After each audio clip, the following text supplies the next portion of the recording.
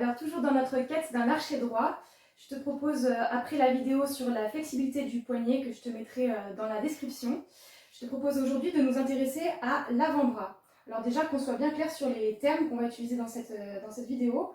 Quand je parle d'avant-bras, c'est la partie qui part du coude jusqu'au poignet, donc c'est ça l'avant-bras. Et quand je parle du bras, c'est cette partie-là, de l'épaule jusqu'au coude. Donc bras, avant-bras. On va s'entraîner d'abord sans violon. Tu te rappelles quand je parlais d'avoir un poignet plat, quand on est au milieu de l'archer, on part de ce repère-là, le poignet plat, et on va éloigner le poignet de nous, comme ceci, en le creusant. Et tu vois que quand on éloigne le poignet de nous, le coude ne bouge pas, c'est l'avant-bras qui recule, qui s'ouvre un petit peu. Tu vois, comme un peu, ça c'est une boîte. J'ouvre, je ferme, j'ouvre, je ferme. Et le coude, lui, il est comme posé, il ne bouge pas, il pourrait être posé sur un accoudoir, il ne bouge pas. Donc là, cette partie-là, elle s'ouvre, avant-bras. C'est un geste que tu peux t'entraîner à faire donc sans violon, vraiment, pour bien sentir ce qui se passe et pas être gêné par le fait de tenir l'archer comme il faut.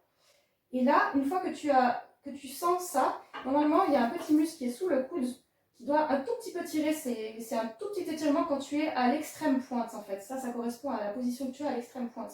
Quand le poignet est creusé, ici, on sent un petit muscle qui se tend. Maintenant, je prends le violon pour te montrer à quoi ça correspond. Donc, notre poignet plat, c'est à peu près au milieu de l'archer. Et sur quelques centimètres d'archer, on ne va même pas chercher à aller à l'extrême pointe. On fait juste 10 cm d'archer, simplement en ouvrant l'avant-bras sans reculer le coude. Comme ceci.